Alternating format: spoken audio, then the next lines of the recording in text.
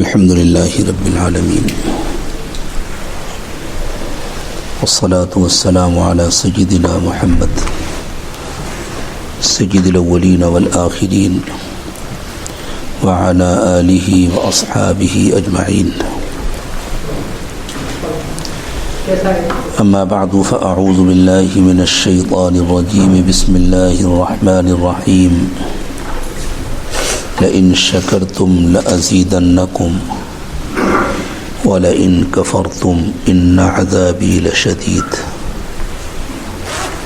وقال رسول الله صلى الله عليه وسلم: كلكم راع وكلكم مسؤول عن رعيته، فالأمير راع والرجل راع على أهله والمرأة راعية على بيت زوجها وولده، فكلكم راع وكلكم مسؤول عن رعيته، أو كما قال صلى الله عليه وسلم.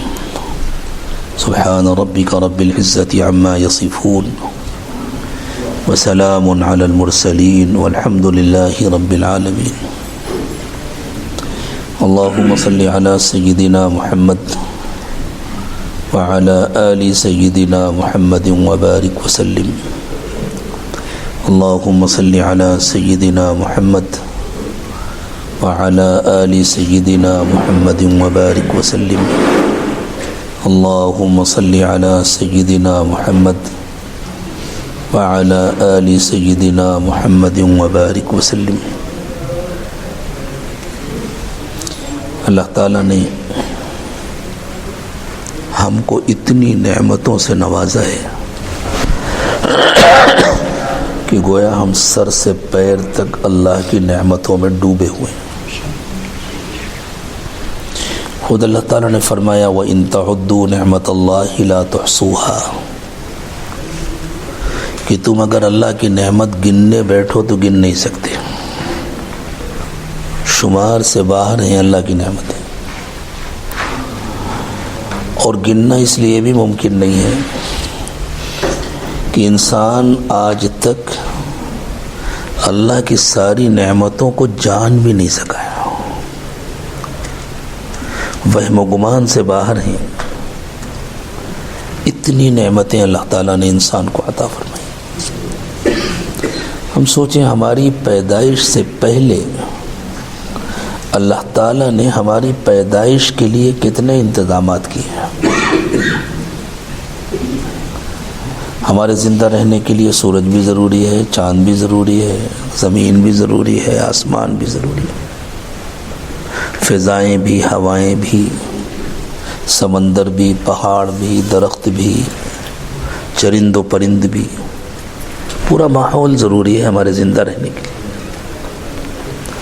حتیٰ کہ سورج و زمین کے درمیان کا جو فاصلہ ہے، یہی متعین فاصلہ ضروری ہے ہمارے زندہ رہنے کے لیے. اگر اس فاصلے میں کوئی فرق ہو جاتا، کم ہو جاتا یا زیادہ ہو جاتا تو زمین پر زندگی ممکن نہیں تھی. یہ سارے انتظامات اللہ تعالیٰ نے کب سے کیے ہوئے ہیں. ہر شخص اپنے بارے میں سوچے کہ یہ انتظام اللہ نے میرے لیے کیے ہیں، میرے زندہ رہنے کے لیے. اور یہ تو وہ بعض انتظامات ہیں جو ہم کو معلوم ہو گئے. انہی میں سے کتنی چیزیں تھیں جو آج سے 500 سال پہلے، 1000 سال پہلے تھیں لیکن انسانوں کو نہیں معلوم تھی. اور نہ معلوم کتنی نعمتیں ایسی ہیں جو آج ہیں اور آج کے انسانوں کو نہیں معلوم ہوں گی. آئندہ صدیوں میں اگر اللہ نے دنیا کو باقی رکھا، انسان کو زندہ رکھا، تو انسان ان کو دریافت کر سکے گا، ان کو جان سکے گا. نعمتوں کے سلسلے میں اللہ تعالیٰ نے ایک قانون بیان کیا ہے. فرمایا کہ اگر تم اللہ کی نعمتوں پر شکر ادا کرو گے تو ہم نعمتوں میں اضافہ کریں گے. نعمتیں دو قسم کی ہیں. بعض نعمتیں عمومی ہیں جو تمام انسانوں کے لیے، بعض نعمتیں خصوصی ہیں جیسے ہر انسان کی اس کی اپنی زندگی اس کے لیے خاص نعمت ہے. اس کی اپنی صحت اس کے لیے خاص نعمت ہے، اس کا اپنا گھر، اس کی اپنی گاڑی، اس کا اپنا بینک بیلنس، اس کا اپنا جاب، اس کی اپنی تجارت، اس کے اپنے بیوی بچے، جو خصوصی نعمت ہے اس کے لیے۔ تو کچھ نعمتیں عمومی ہیں، کچھ نعمتیں خصوصی ہیں۔ خصوصی نعمتوں کے سلسلے میں خاص طور سے اللہ تعالیٰ کا یہ قانون بہت اہم ہے کہ تم شکر ادا کرو گے تو اللہ نعمتوں میں اضافہ کریں گے، ناشکری کرو گے تو اللہ پکڑ کریں گے۔ نعمتوں میں اضافہ دو طرح ہوتا ہے۔ ایک نعمت میں اضافہ یہ ہے کہ اس کی مقدار بڑھ جائے گا، ایک نعمت میں اضافہ یہ بھی ہے کہ اس کی مدت بڑھ جائے گا۔ اللہ نے ہمیں صحت دی ہے، ہو سکتا ہے ہم کل بیمار ہونے والے ہوں، ہمیں آج پتہ نہ ہو، تو ہماری صحت کی مدت کل تک کی ہے، ہم نے اللہ کا شکر ادا کیا، اللہ نے اس مدت کو اور بڑھا دیا، اور 2 سال آگے بڑھا دیا، اور 5 سال آگے بڑھا دیا، اور 10 سال آگے بڑھا دیا۔ آگے کی بیماریاں، آگے کی تکلیفیں، آگے کی مصیبتیں اللہ نے دور کر دی، ان کو ہٹا دی، ہمیں پتہ بھی نہیں چلا۔ ہم بڑے خوش ہیں کہ ہم تو صحت مند تھے اور صحت مند ہیں، ہمیں پتہ نہیں ہے کہ شاید آج صبح ہماری صحت ختم ہونے والی تھی، شاید دوپہر میں گھر سے نکلتے ہوئے کوئی ٹھوکر لگنے والی تھی، ہمارے پیر میں چوٹ آنے والی تھی، کوئی ہڈی ٹوٹنے والی تھی۔ کسی ذکر کی برکت سے، کسی دعا کی برکت سے، کسی صدقے کی برکت سے اللہ کا شکر ادا کرنے کے یہ سارے طریقے ہیں، اللہ تعالیٰ نے اس آنے والی مصیبت کو ٹال دیا اور ہماری صحت کی مدت کو بڑھا دیا۔ ایک شخص کی آمدنی ہے، اس میں اضافے کی 2 شکلیں، ایک شکل یہ ہے کہ آمدنی کی مقدار بڑھ جائے، پہلے وہ 100 پاؤنڈ کما رہا تھا، اب وہ 150 پاؤنڈ کمانے لگا، اور ایک شکل اضافے کی یہ بھی ہے کہ آمدنی کی مدت بڑھ جائے، کہ وہ جو اس کی 100 پاؤنڈ کی یا 200 پاؤنڈ کی نوکری تھی وہ 2 دن کے بعد ختم ہونے والی تھی، اللہ نے اس خاتمے کو روک دیا، اس کو اور آگے بڑھا دیا، 2 سال آگے بڑھا دیا، 5 سال آگے بڑھا دیا۔ تو اللہ تعالیٰ نے وعدہ فرمایا ہے لئن شکرتم لازیدنکم، تم جتنا شکر ادا کرو گے میں اتنی نعمت بڑھاؤں گا، وَلَئِن كَفَرْتُمْ إِنَّ عَذَابِي لَشَدِيدٌ، اور اگر ناشکری کرو گے تو پھر میرا عذاب بڑا سخت ہے۔ اس عذاب کی بھی الگ الگ شکلیں ہوتی ہیں۔ کبھی عذاب کی شکل یہ ہوتی ہے کہ اللہ نعمت چھین لیتے ہیں، اور کبھی عذاب کی شکل یہ ہوتی ہے کہ اللہ اسی نعمت کو مصیبت بنا دیتے ہیں، وہ نعمت باقی رہتی ہے لیکن اس کے حق میں وہ مصیبت بن جاتی ہے۔ ایک چھوٹی سی مثال سے اس کو سمجھیں۔ دنیا میں تقریباً سب سے زیادہ قیمتی دھات سونا سمجھا جاتا ہے، ہو سکتا ہے کچھ اور بھی نئی دریافتیں ہو گئی ہوں، لیکن عام طور سے ذہنوں میں یہ ہے کہ سب سے قیمتی دھات سونا ہے۔ کسی کو 100 گرام سونا دے دیا جائے تو وہ خوش ہوگا۔ کسی نے دیکھا یہ بندہ بہت خوش ہو رہا ہے، اس نے کہا ایک کام کرو 100 گرام اور لے لو، تو اس کی خوشی اور بڑھ جائے گی۔ پھر جانے لگا تو کہا 100 گرام اور لے لو، اب اس کی خوشی اور بڑھ گئی۔ پھر اس سے کہا اچھا ایک کام کرو 5 کلو لے لو، تو اس نے 10 کلو لے لو، اور اس کے بعد اب 1 کلو 2 کلو 1 کلو 2 کلو مسلسل اس کے سر کے اوپر رکھنا شروع کر دیجئے، وہ اسی سونے کے نیچے دب کر دفن ہو جائے گا۔ یہ نعمت اس کے لیے موت کا سبب بن گئی، مصیبت۔ تو اللہ تعالیٰ عذاب دینے کے لیے اس کے محتاج نہیں ہے کہ وہ نعمت کو چھینے۔ کبھی نعمت کو اللہ چھین لیتے ہیں ناشکری کے نتیجے میں، اور کبھی اسی نعمت کو مصیبت بنا دیتے ہیں، اسی نعمت کو موت کا سامان بنا دیتے ہیں، اسی نعمت کو تکلیف کا ذریعہ بنا دیتے ہیں۔ اب اگر ہم اپنی زندگیوں کا جائزہ لیں تو ہم گن نہیں سکتے کتنی نعمتیں ہیں، لیکن ہر ایک کو معلوم ہے کہ ایک نعمت ایسی ہے جس کے برابر دنیا میں کوئی دوسری نعمت نہیں. میں روحانی نعمتوں کا تذکرہ اس وقت نہیں کر رہا، ایمان، تقوی، اعمال صالحہ، یہ تو سب سے بڑی نعمتیں ہیں، لیکن میں اس وقت ظاہری مادی نعمتوں کا تذکرہ کر رہا ہوں. مادی نعمتوں میں ایک نعمت ایسی ہے جس سے بڑی کوئی نعمت نہیں ہے، اور جو نہ ہو تو ساری نعمتیں پھیکی ہو جاتی ہیں، وہ ہے اولاد کی نعمت. آپ دیکھیں کسی کے پاس ماشاءاللہ بہت اچھا مکان ہو، بہت اچھی سواری ہو، بہت پیسے ہوں، بہت بڑا کاروبار ہو، لیکن گھر میں کوئی کھیلنے والا بچہ نہ ہو، تو اسے سب کچھ پھیکا پھیکا لگتا ہے، سب کچھ سونا سونا لگتا ہے. سب سے بڑی نعمت ہے. اور جزاک اللہ.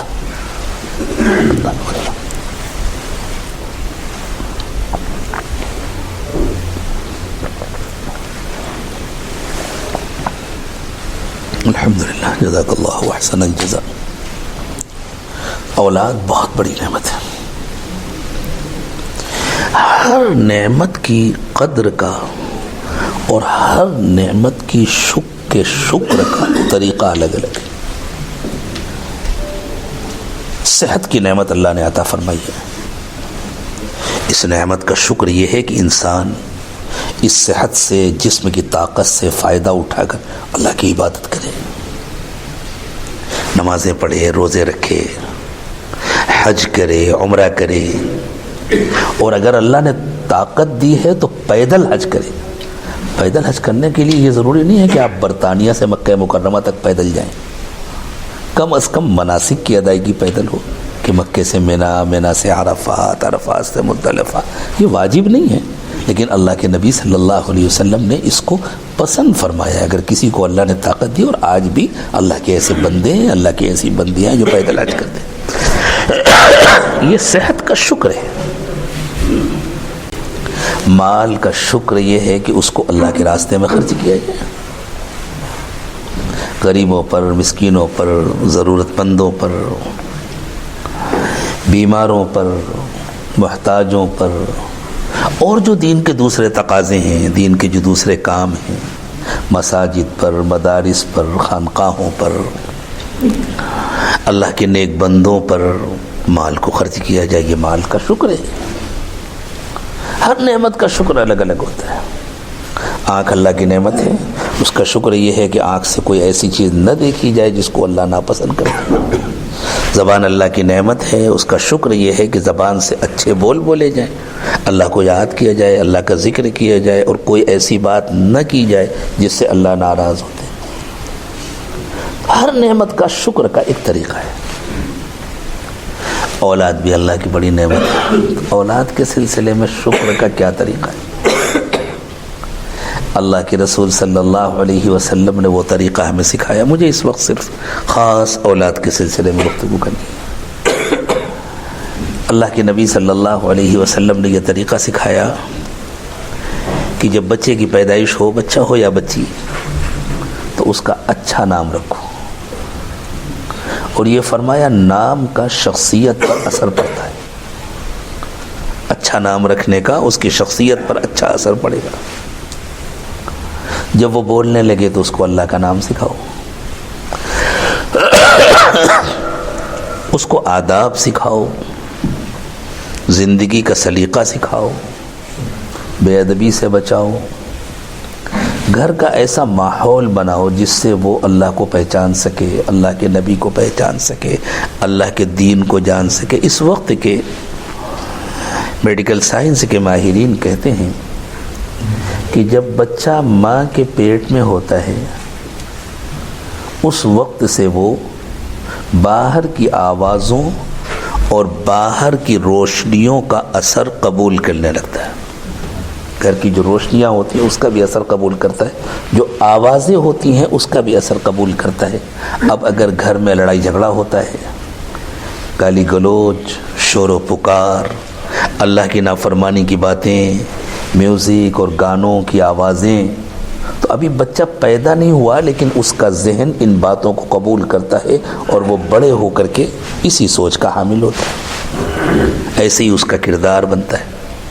اور اگر گھر میں عبادت ہوتی ہے، اللہ کی باتیں ہوتی ہیں، تعلیم ہوتی ہے، ذکر و مراقبہ ہوتا ہے، قرآن کی تلاوت ہوتی ہے، آپس میں محبت ہوتی ہے شوہر اور بیوی میں، تو اس کا بچے کی شخصیت پر اثر پڑتا ہے۔ بچہ جب پیدا ہوتا ہے تو اس کے مزاج میں دین ہوتا ہے، تقوی ہوتا ہے۔ کتنے بچے ایسے ہیں جن کے سلسلے میں یہ تجربہ ہے کہ ان کی پیدائش سے پہلے ان کی مائیں کثرت سے قرآن پاک کی تلاوت کرتی تھی، تو بچہ جب پیدا ہوا تو بہت آسانی سے اس نے قرآن حفظ کر لیا، بہت اچھا حافظ اور قاری بن گیا، اور ایسا لگا جیسے یہ فطری طور پر قاری ہو۔ تو بچے کی تربیت کے سلسلے میں اللہ کے نبی صلی اللہ علیہ وسلم نے یہ سکھایا، بچوں کی تربیت کے لیے ضروری ہے کہ خود ماں باپ کی تربیت ہو۔ بچوں کو نیک بنانے کے لیے ضروری ہے کہ خود ماں باپ نیک بنے۔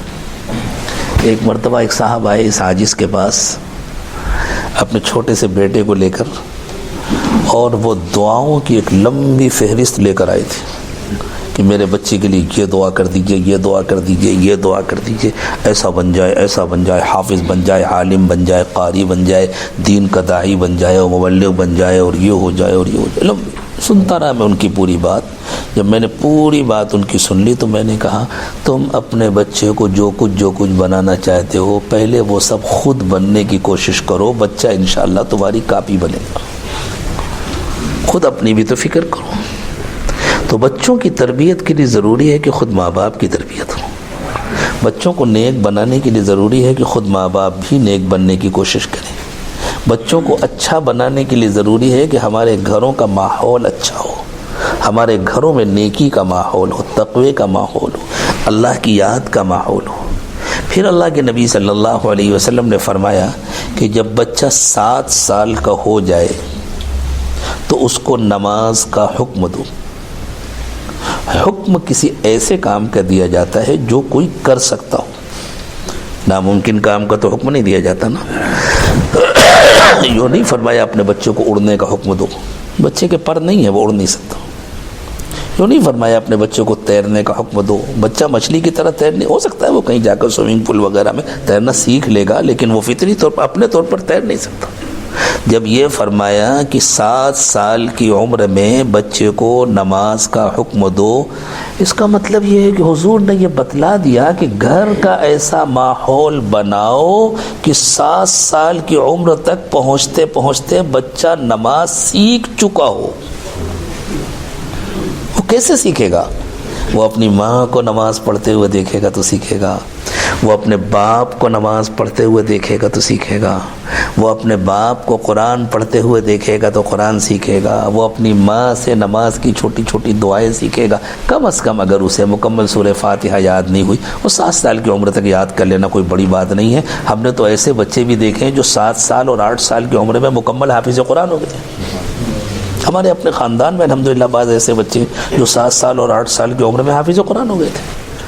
تو اگر تھوڑی سی محنت کی جائے انشاءاللہ سنت کا وقت تو بعد میں دیا جائے گا، اس طرح درمیان میں نیت باندھنا مناسب نہیں ہوتا۔ احتیاط کریں، بعد میں تو انشاءاللہ سب لوگ سنت پڑھیں گے۔ تو جب حضور نے یہ فرمایا ہر بات لفظ میں کہی جائے، ہر بات کھل کر کہی جائے ضروری نہیں ہے، سمجھداروں کے لیے اشارہ کافی ہوتا ہے۔ تو جب حضور نے یہ فرما دیا کہ 7 سال میں بچے کو نماز کا حکم دو، تو اس کا مطلب یہ ہے کہ خود بخود اس کا حکم دے دیا کہ ایسا ماحول بناؤ کہ 7 سال کا ہوتے ہوتے بچہ نماز سیکھ چکا ہو، یا کم از کم رکوع سجدہ تو اس کو آ چکا ہو، کچھ نہ کچھ اس کو دعائیں یاد ہو چکی ہو، پھر آہستہ آہستہ اور یاد کرتا رہے گا۔ اور پھر فرمایا کہ جب بچہ 10 سال کا ہو جائے اور وہ نماز نہ پڑھے تو اس کو ہلکی پھلکی سزا دو، کچھ تھوڑی سی ڈانٹ ڈپٹ کرو، کچھ تنبیہ کرو۔ یعنی 7 سال سے لے کر 10 سال کی عمر تک اس کو نماز کا عادی ہو جانا چاہیے۔ حالانکہ سب کو معلوم ہے کہ بچہ بالغ ہوتا ہے 15 سال میں، تو وہ شریعت کا مکلف ہوگا 15 سال میں۔ ابھی اس پر شریعت کی پابندیاں نہیں ہیں۔ اگر اس سے کوئی گناہ ہو جاتا ہے یا وہ کوئی حکم پورا نہیں کر پاتا تو ابھی اس کے لیے کوئی سزا نہیں ہے۔ پھر بھی اللہ کے نبی صلی اللہ علیہ وسلم حکم دے رہے ہیں کہ 10 سال کا ہو جائے بچہ اور نماز نہ پڑھے تو اس کو تنبیہ کرو. معلوم ہوا وہ تو شریعت کا پابند ہوگا 15 سال کی عمر کو پہنچ کر. اس کی تربیت کے لیے ہم شریعت کے پابند ہیں اس کے بچپن سے. اس فرق کو لوگ نہیں سمجھ پاتے، اس لیے ان کو غلط فہمی ہوتی ہے. آپ ہی تو بچہ ہے. ارے بھائی وہ بچہ ہے، تم تو بچے نہیں ہو. وہ بچہ ہے نا، ماں باپ تو بچے نہیں ہیں، دادی دادا تو بچے نہیں ہیں، نانی نانا تو بچے نہیں ہیں. یہ حکم کس کو دیا جا رہا ہے؟ یہ حکم ماں باپ کو دیا جا رہا ہے، یہ حکم دادی دادا کو دیا جا رہا ہے، یہ حکم نانی نانا کو دیا جا رہا ہے. اسی سے مزید سمجھیے، چھوٹے بچوں کو بھی کسی بھی ایسے کام سے روکیے جس سے ان کے مزاج میں بے حیائی پیدا ہو. کوئی بھی ایسا کام نہ کرنے دیجیے جس کی وجہ سے ان کے اندر سے شرم و حیا کی حس ختم ہو جائے. بعض لوگ ناسمجھی میں چھوٹی بچیوں کو کٹ لباس پہناتے ہیں اور کہتے ہیں ابھی بچی ہے، جب بڑی ہوگی انشاءاللہ تو پھر حجاب کرے گی. نہیں کرے گی بڑی ہو کر حجاب. اس کی شرم و حیا کی حس ختم ہو رہی ہے. اس کو بچپن سے مکمل لباس پہنانا چاہیے. حتیٰ کہ بچوں کا ڈائپر چینج کرتے وقت بھی ماؤں کو رعایت کرنا چاہیے کہ وہ تنہائی میں کریں اور بچے سے یوں کہیں بیٹا کسی کے سامنے نہیں کیا جاتا، تاکہ اس کے دل میں بیٹھے کسی کے سامنے جسم نہیں کھولا جاتا، کسی کے سامنے ایسی کوئی بات نہیں کی جاتی. یہ ہمارے بچوں کی حفاظت کے لیے ضروری ہے.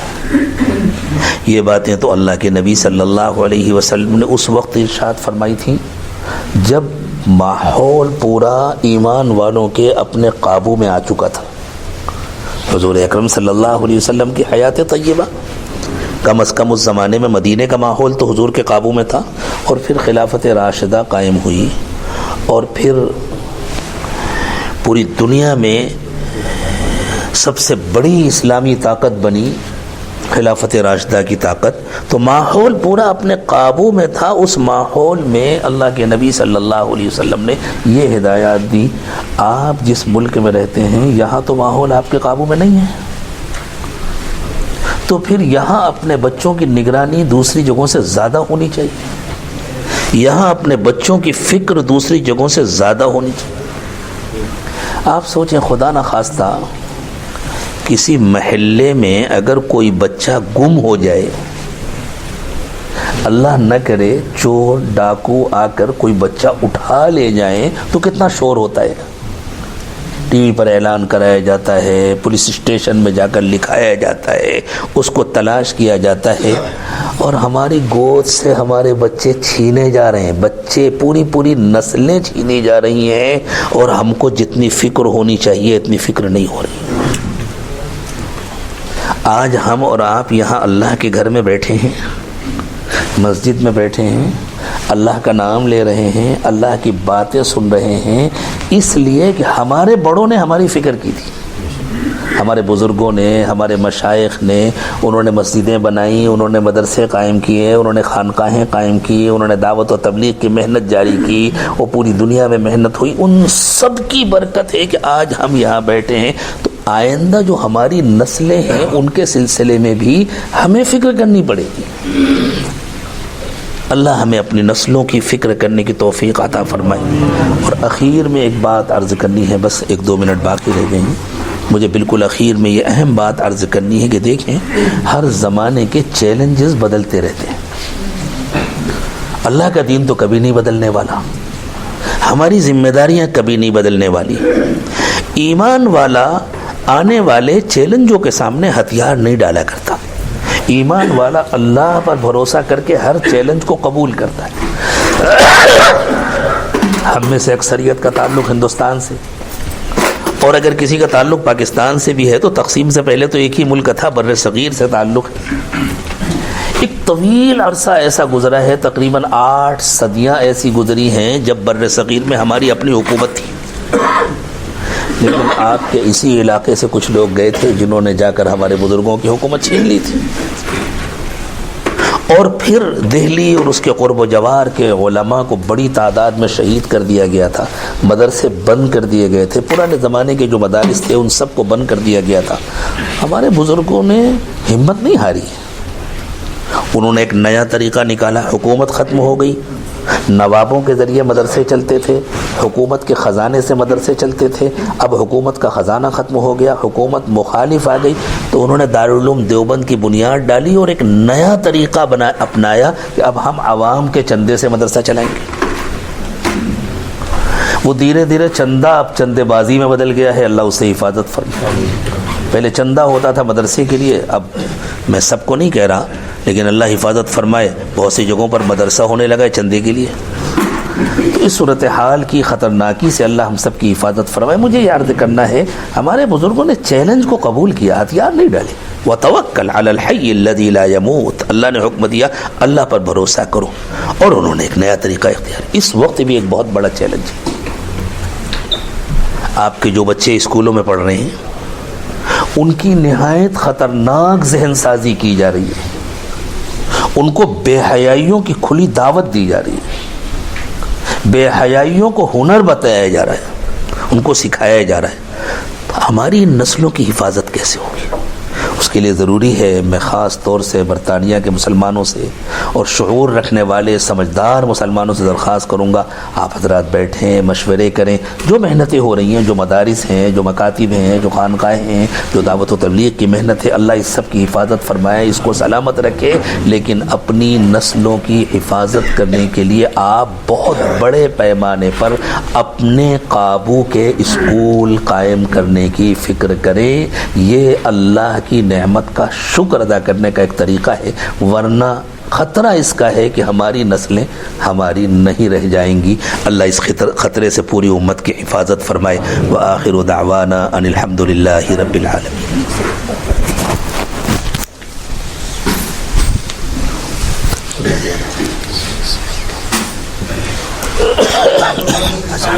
جی